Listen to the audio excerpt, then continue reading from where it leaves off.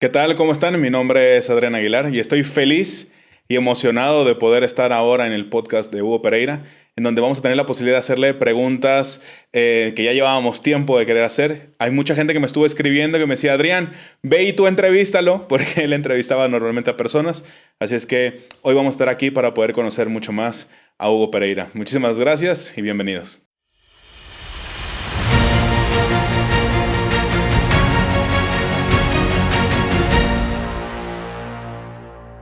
Muy bien, Hugo Pereira, ¿cómo estás? Aquí nervioso sin saber qué me vas a preguntar y qué quieres saber. Fíjate, hace mucho tiempo yo tenía la posibilidad de platicar contigo. Yo te decía, hay cosas que a mí me gustaría que la gente conociera de ti, ¿no? Ok. Más allá de este rol, ¿no? que tú tienes de entrenador desde hace mucho tiempo.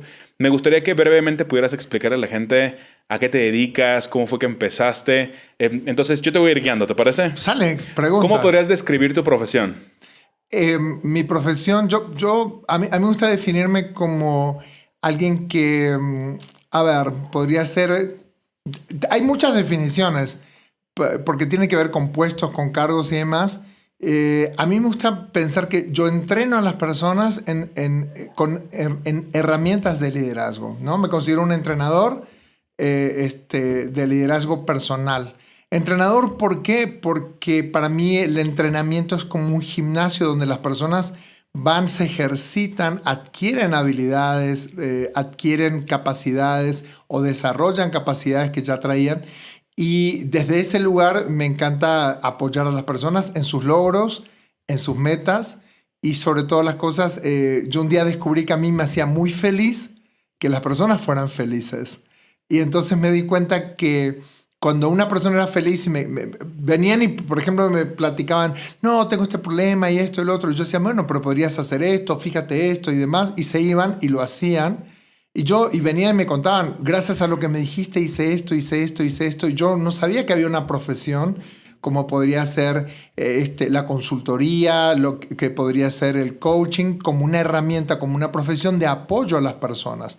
Yo pensaba que todo pasaba por una terapia y yo he ido a terapia y no me gustaba esa herramienta porque se me hacía lenta y se me hacía también muchas veces como no propositiva. Entonces, cuando yo encuentro herramientas de liderazgo que tienen que ver con acción, sobre todo, con toma de acción, no tanto... yo vengo de Argentina donde las personas todo el tiempo es ¿y qué piensas acerca de esto? ¿Y cómo ves? O sea, todo es análisis, análisis sobre análisis. Y a mí me desesperaba un poco el análisis porque yo decía, bueno, pero ¿en qué momento no? Había un filósofo que se llama Julián Marías que decía, argentinos a las cosas, es decir, basta de filosofar tanto, basta de pensar tanto y comenzar a tomar acción. Eso es lo que más me impulsó cuando encuentro que se puede hacer. Perfecto. Ahora quiero saber cómo es que tú tienes el primer contacto con estas herramientas de liderazgo de las que tú hablas. Es decir, ¿fuiste primero usuario, fuiste participante? ¿Cómo fue? Mi primer contacto con la herramienta de liderazgo, yo tenía, 17 años y fue con el libro Tus zonas erróneas de Wayne Dyer. Ok. Entonces, a mí me llama mucho la atención la portada del libro, que hablaba de culpa, resentimiento, tristeza, enojo, que era un hombre así como tocándose la cabeza. Y Wayne Dyer, en ese momento, estamos hablando de fines de los 70, comienzo de los 80, él era un psiquiatra en Estados Unidos muy prestigioso y de repente le encuentra en esto que se empieza a llamar de alguna manera el desarrollo personal, pero como a ti mismo, ¿no? Lo que se llama el autoayuda. Uh-huh. Entonces, él lidera este movimiento en Estados Unidos. Yo me compré el libro y bueno, me abrió la cabeza enormemente el libro de Tus zonas erróneas. Y yo dije, esto está impactante porque hablaba justamente de cómo superar las culpas, los dolores y demás. Y yo en ese momento venía de un duelo muy largo que era cuando yo tenía 12 años había fallecido mi abuela. A los 15 falleció mi mejor amigo. A los 16, unos meses antes, en octubre, mi mejor amigo fallece en enero y mi mejor amiga en octubre de ese mismo año. Yo tenía 15, después 16 años. Entonces, cuando llega a mis manos el libro Tus zonas erróneas, yo sentí que volví a vivir. Porque encontré como un sentido, un propósito. Yo leía mucho ya de por sí, desde los 13 años me gustaba mucho leer. pero yo sentí que llegó a mis manos un tesoro que me salvó la vida en ese momento. Es como, Wayne Dyer, me salvaste la vida. Okay. Entonces, cuando después me metí a retiros espirituales de la iglesia y demás, y yo salía muy contento y satisfecho, pero sentía que no quería yo algo religioso. Entonces después empiezo a ver herramientas que tienen que ver con método Silva de control mental, que empecé a leer libros, porque en esa época no había seminarios, no había nada, todo era a través de los libros, donde hablaba justamente de cómo tú te puedes programar, cómo puedes programar tus tiempos, tus hábitos y demás. Y luego recién llega a mis manos poder tomar el entrenamiento en ese momento, un entrenamiento de liderazgo personal, que para mí era como el libro de Wayne Dyer puesto en acción. Okay. Entonces, cuando yo tomo el entrenamiento, digo, esto es Wayne Dyer, pero puesto en acción. Y digo, no, de aquí soy yo. Y yo era abogado en ese momento y dije, no. O sea, sí me encanta la abogacía, sí me va bien. Estaba empezando como a triunfar, pero dije, esto es lo que yo busqué toda mi vida. Ok, entonces, ¿cuál dirías tú que fue el momento decisivo en el cual dijiste, dejo de ser abogado y empiezo a dedicarme al tema del desarrollo? O sea, ¿hubo algún momento o alguna experiencia que te marcara de tal forma que decidieras hacer como antes y después de manera profesional?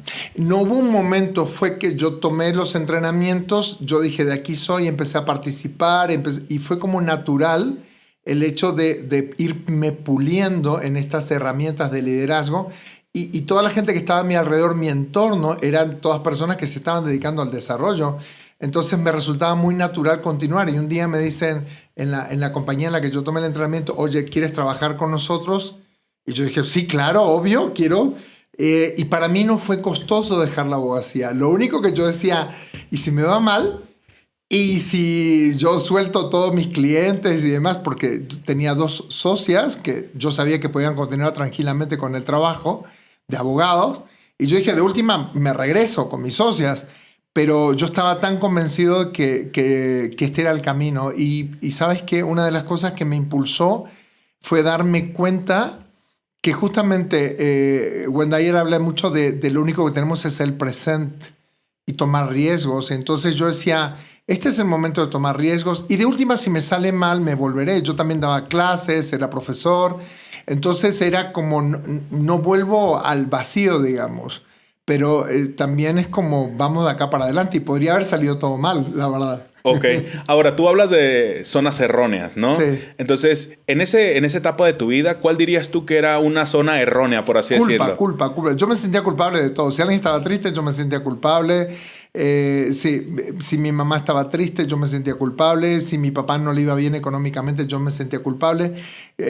Yo arrastraba como cosas de la infancia muy religiosas. Tenía mucho que ver con la religión, donde me inculcaron mucho a sentirme culpable por todo, ¿no? Por no ser un hijo perfecto, por no ser el mejor alumno, por fracasar tal vez en los estudios.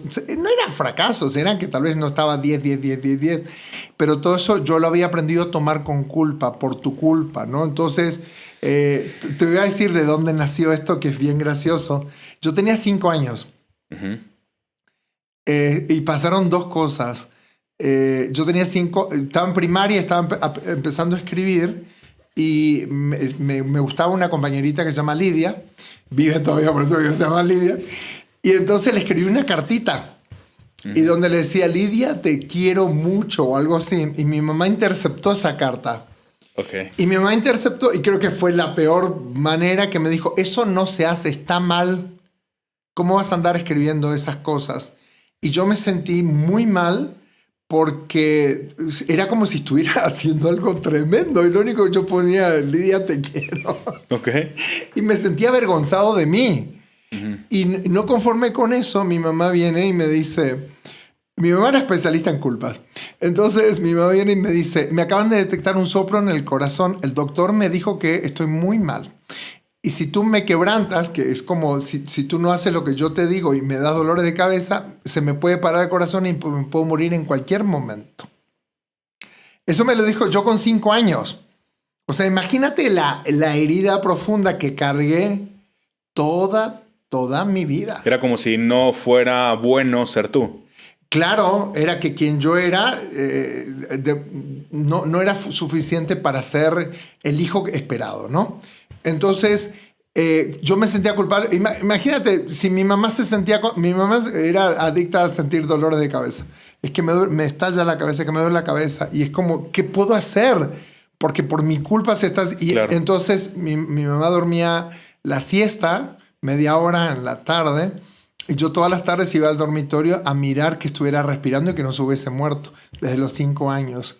Entonces, imagínate... ¿Y tú crees que esto impactó otras áreas de tu vida? Todas porque creo que malamente lo que me hacía sentir era que imagínate, si mi mamá se muere, es por mi culpa. Si algo le pasa es porque yo no le obedecí, yo no le hice caso. Y te quiero contar algo que es muy fuerte porque esto lo llevé toda la vida. Toda la vida. Hace 2 años mi mamá falleció, entonces me estaban esperando en la cama del hospital, en la clínica donde estaba mi mamá. Y todavía no habían venido los servicios fúnebres y entonces me dijeron, te estamos esperando para que te puedas despedir. Y entonces llego a donde está mi mamá, le toco la cabeza y la miro y le digo, ya no tengo más miedo. Ya no tengo más miedo que te vayas. Ya está. Este miedo que me persiguió tantos años a que te fueras, ya no siento ese miedo. Entonces para mí fue muy fuerte porque era algo con lo que yo había lidiado toda mi vida.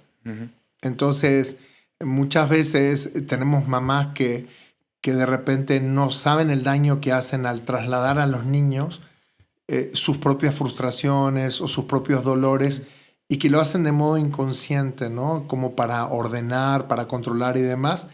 Pero para mí eso permeó muy fuerte en mi vida, de tal manera que creo que hizo que yo también buscara mi sanación constantemente, a través de sentirme útil, a través de sentirme valiente, a través de sentirme que quien yo era es suficiente. Bien. Entonces, imagínate que hasta hace 2 años atrás que pude, y esto es real, o sea, pude ir con ella y decirle, ya no tengo miedo, se terminó. Fue como el momento cumbre, ¿cierto? Pero para la gente que pueda llegar a sentirse identificada contigo, que seguramente son muchos, porque de manera cultural usamos la culpa como una manera de movernos o de controlar. De ¿no? controlar o de asegurarnos que tener bajo control para que los hijos no se escapen, claro. ¿no? Pero luego yo tomo tanta distancia que me voy al otro lado del mundo, que también tiene que ver con formas de crecer como hombre. Claro. ¿No? Entonces, muchas veces yo le digo a las personas, tienes que tomar tanta distancia para poder convertirte, ¿no? En alguien que tú sueñas ser. Justo es lo que quería preguntarte. ¿Cómo le diste la vuelta a la culpa? Porque de manera teórica suena muy simple, pero ¿cómo dirías tú que pudiste darle la vuelta a la culpa? Mira, para mí la culpa es como el talón de Aquiles, es como la pata floja. Sé que está ahí. Ok. Y sé que en cualquier momento aparece. Está increíble. O sea, me estás diciendo que no se tiene que quitar para poder avanzar. Yo no quité la culpa. Ok. Porque hoy me puedo sentir culpable porque tal vez no soy el papá que yo pienso que tendría que ser con mis hijos. Claro. Y cuando me doy cuenta de eso, digo, a ver, momento. Estás haciendo cosas a veces imposibles para poder dar de ti, ¿no? Sí. Entonces nunca quité la culpa porque creo que no me la... Aprendí a vivir con eso y a saber que cuando aparece, realmente saber si realmente tiene lugar o solamente lo estoy haciendo por inercia porque me acostumbré de chiquito a sentirme culpable. Claro. Entonces todo el tiempo tengo que estar muy alerta porque...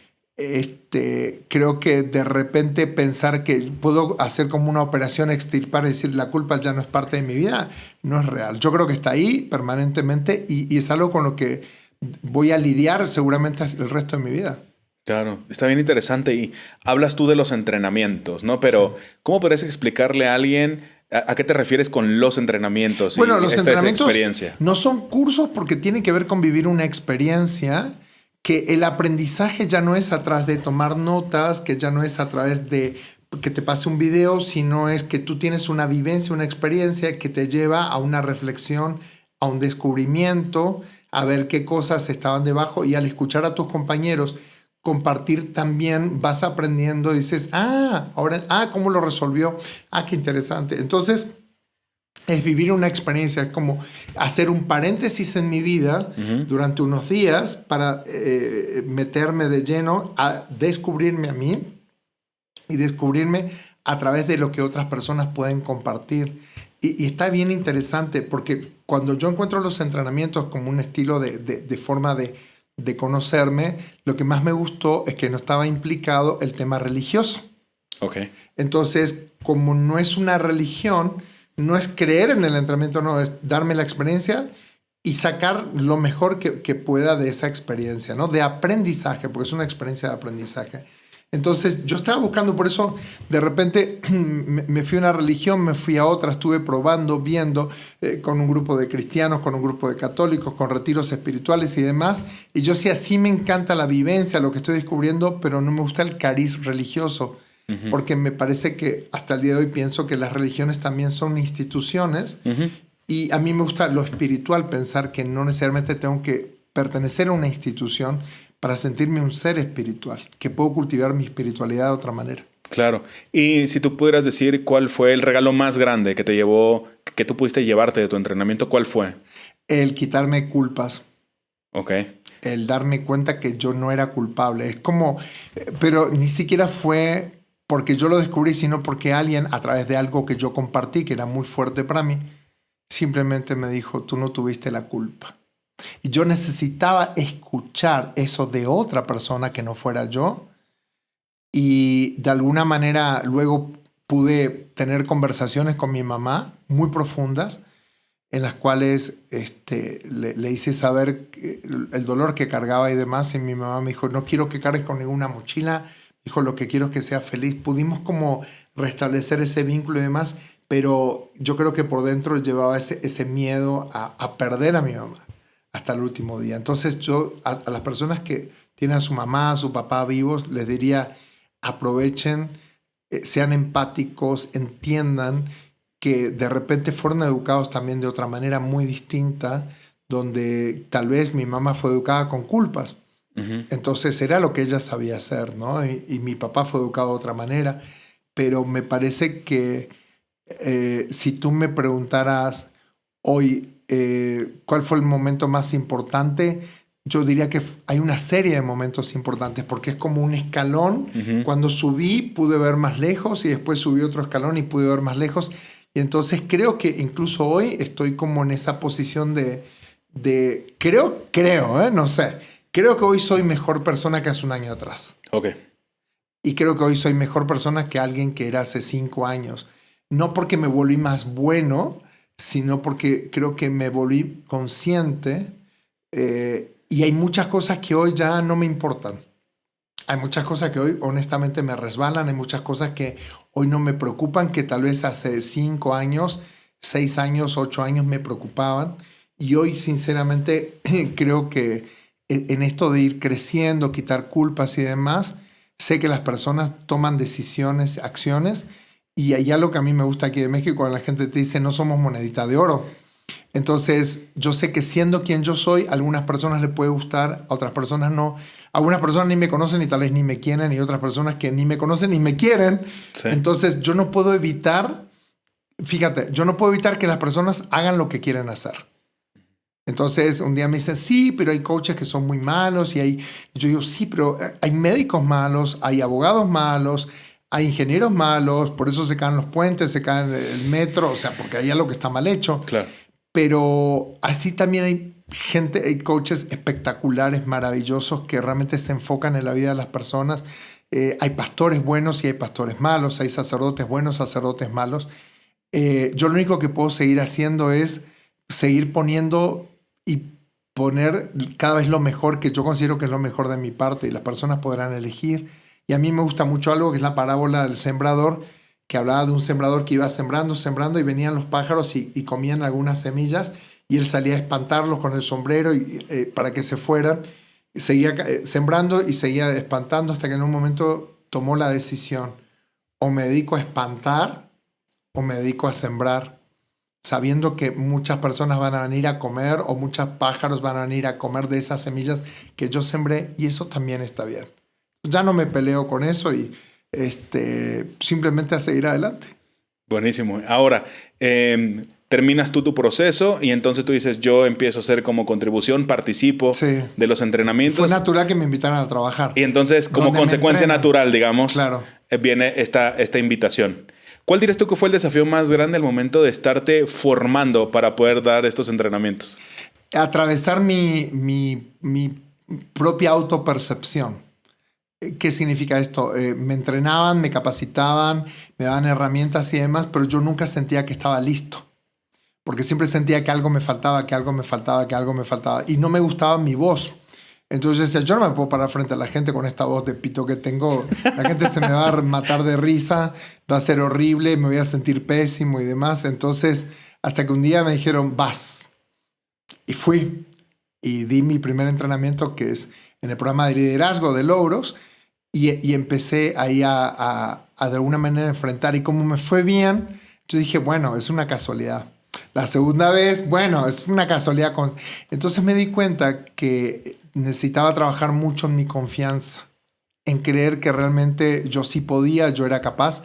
Y fíjate, son como, te diría que son como los dos pies que tengo, y uno tiene que ver con el tema de saber que la culpa aparece naturalmente en mí, o sea, como algo, y también el tema de la confianza, de tener fe. Entonces yo me repito constantemente cuando algo sucede y lo saco adelante, me digo a mí mismo, hombre de poca fe. O sea, ¿qué tan poca fe te tienes? Entonces, son dos cosas con las que vivo lidiando todos los días de mi vida. El tema de la culpa y el tema de la confianza. Y lo más increíble de todo es como, para mí es saber que ahí están, que son como focos rojos que aparecen y que necesito todo el tiempo como afilar ese cuchillo, ¿no? Para que esté afilado y que no me puedo relajar en ese sentido, que sé que es algo que necesito trabajar y yo calculo que va a ser hasta el último día. Muchísimas gracias, Hugo. Gracias hasta ahora. Y bueno, estamos terminando esta parte. Esperamos que prontamente tengamos nuestra parte 2 de entrevistando a Hugo Pereira. Hugo Pereira, muchísimas gracias. Estamos terminando esta primera parte y nos vemos pronto.